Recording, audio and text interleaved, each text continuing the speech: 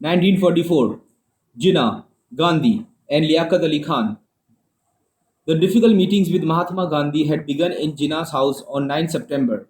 There is a little book with an introduction by Liaquat Ali Khan that tells the story of these talks during 18 days when the two veteran leaders tried to reconcile their irreconcilable aims. They were cautious. Both insisted that these conversations should be confirmed after each meeting in an exchange of letters.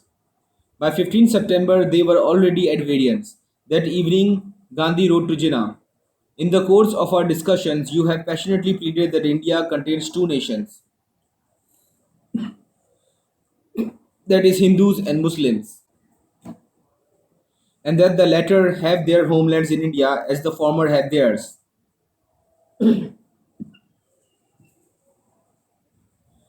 The more your argument progresses, the more alarming your picture appears to me. It would be alluring if it were true, but my fear is that it is wholly unreal. I find no parallel in history for a body of converts and their descendants claiming to be a nation apart from the parent stock. If India was one nation before the advent of Islam, it must remain one in spite of the change of faith of a very large body of their children. You do not claim to be a separate nation by right of conquest, but by reason of acceptance of Islam. Will the two nations become one if the whole of India accepted Islam? Jinnah replied 2 days later, "We maintain that Muslims and Hindus are two major nations by any definition or test as a nation.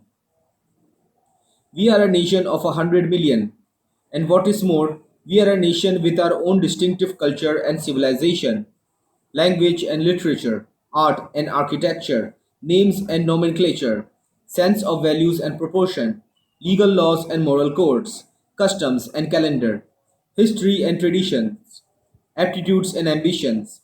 In short, we have our own distinctive outlook on life and of life. By all the canons of international law, we are a nation." The talks on 24 and 25th September became more realistic. They concerned the actual slicing of the subcontinent when the hour of partition came. On the evening of 24 September, Gandhi returned to his humble abode, from which he wrote Jinnah a long letter, saying that he was willing to recommend to the Congress and the country the acceptance of the claim for separation contained in the Muslim League resolution of 1940.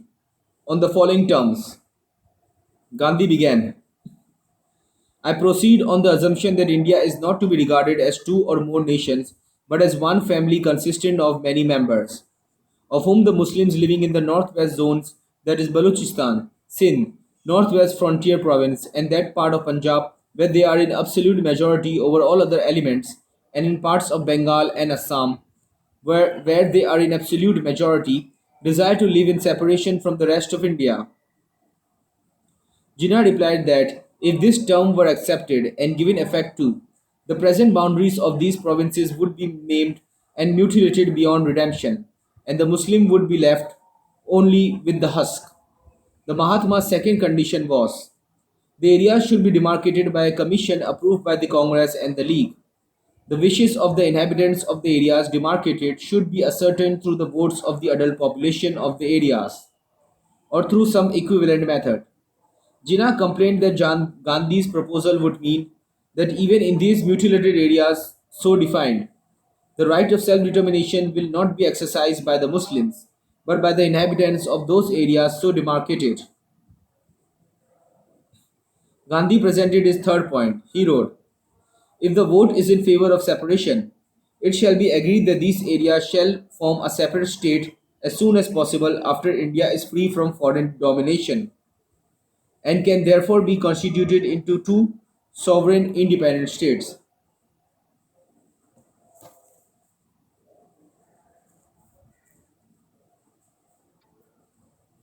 Jinnah would not agree.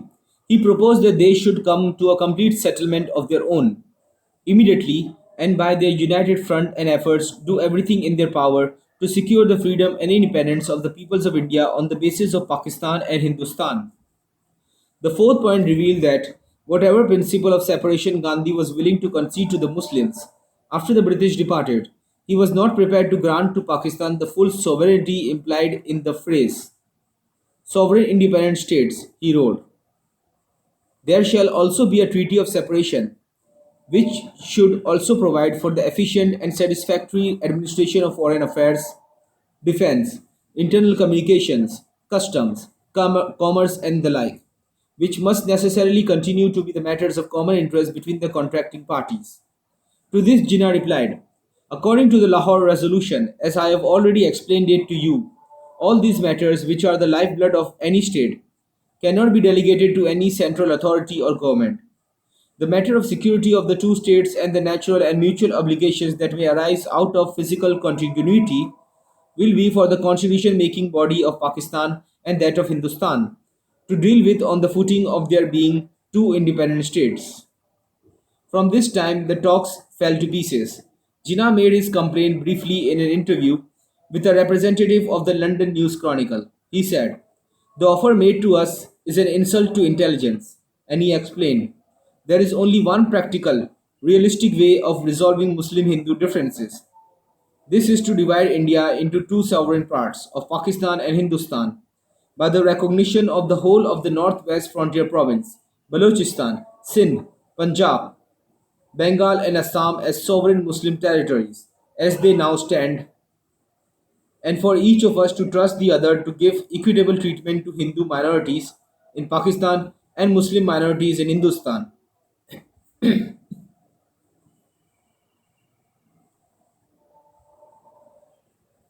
We are prepared to trust 25 Muslims to them if they will entrust us. The fact is, the Hindus want some kind of agreement which will give them some form of control. They will not reconcile themselves to our complete independence. 13 days after this interview, Kanji Dwarkadas wrote in his diary, I had an hour's talk with Jinnah. I found him ill, weak, depressed. Sitting about 2 feet away from him, I could only hear and follow with difficulty what he was saying. He went on whispering, why did Gandhi come to see me if he had nothing better to offer? I asked him if he thought Gandhi came to put him in the wrong and to create public opinion against him. Jinnah said, no, no. Gandhi was very frank with me and we had very good talks. There was an episode during the talks where manners and graciousness prevailed, even between such opponents as these.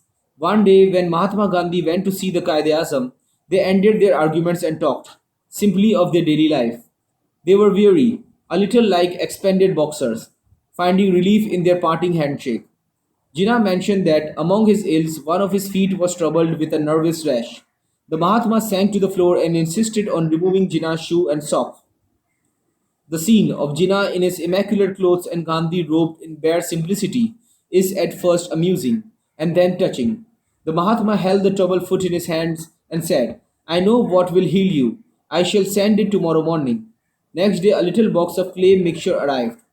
Jinnah did not use it, but he thanked Gandhi when he came that evening for one more talk and told him that the medicine had already relieved the pain. During these years, Quaid-e-Azam enjoyed his growing friendship with Liaquat Ali Khan and his beautiful, intelligent wife Rana.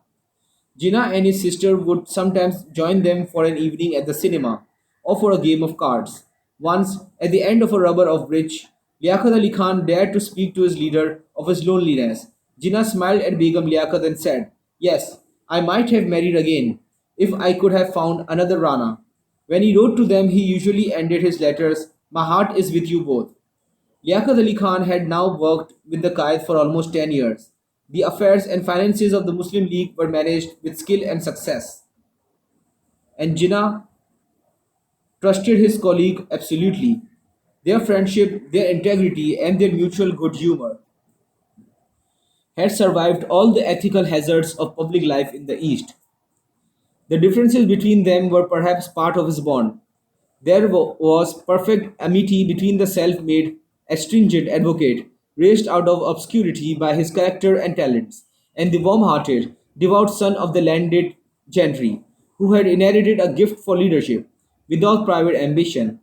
Begum Liaquat Ali Khan has recalled these years when the friendship between Quaid-e-Azam and her husband was being confirmed. My chief memories of Mr. Jinnah are of his immaculate aloof physical existence, and his incredible honesty. It was not merely honesty as a virtue, it was an obsession. His physical aloofness was shown in the way he would sometimes avoid shaking hands with people. I was told a story of his visit to Balochistan when he attended a garden party where he had to meet hundreds of people. Among them was an old chieftain, a Muslim Sardar, who advanced towards Jinnah and held out his hand. Jinnah, in a sudden mood of aloofness, said, "If I shake hands with you, I would have to shake hands with all the people here, and for that there is no time." But it was not rudeness that made him act like that. It was because he existed in a physical world of his own, independent of human contacts. Yet, he could relax, especially with my husband and myself, and he liked jokes of the schoolboy kind. But his defenses were too high for this to happen with strangers. Of his integrity, every step he took was on this basis. I remember the time when the Muslim League wished to dispense with annual elections for the presidency and make Jinnah's appointment permanent. He answered, "No, annual elections are important. I must come before you each year to seek your vote of confidence." People sometimes complained of his brusque manner. This too arose from his honesty and lack of pretense. Once, when some members of the Muslim League told him he should travel third class on the railway, as Gandhi did, he was furious. He said, "Do not dictate to me what I should do or should not do. It is not your money I am spending, and I shall live and act as I choose." Begum Liaquat Ali Khan has said of Qaid-e-Azam, "It was his clearness that stirred one's astonishment and admiration, his complete lack of humbug. I seem to remember someone writing about twin lamps of truth. Jinnah's eyes were twin lamps of truth. Only the honest could look him straight in the eye. It was because of this that my husband remained his trusted friend. You will find people who like dividing the indivisible, who will suggest that after partition, Jinnah would have liked to go his own lonely way, without the allegiance of my husband. This is nonsense. One fact proves this. Back in 1939, when he was still in Bombay, Jinnah wrote his will, except for one codicil. He never changed it. He appointed my husband as one of his executors, but he never told Liaquat of his trust in him. In all the years till his death, Jinnah never changed his mind. He once described my husband as his right hand. Liaquat remained so to the end. In her final estimate of the Qaid-e-Azam, Begum Liaquat Ali Khan said, "You must remember that Jinnah, apart from his integrity, which was frightening, was a powerful man when he decided to dominate anyone, an individual or a multitude. I have seen him shake his finger at someone and say, 'You are talking nonsense. You do not know what you are talking about.' They always subsided into silence. But his real power was over a great audience. Even with them, he would use his monocle, put it to his eye, remove it, and then speak. All his power over a vast crowd was asserted in spite of the barrier of language. He spoke to them in English, but they listened bewitched."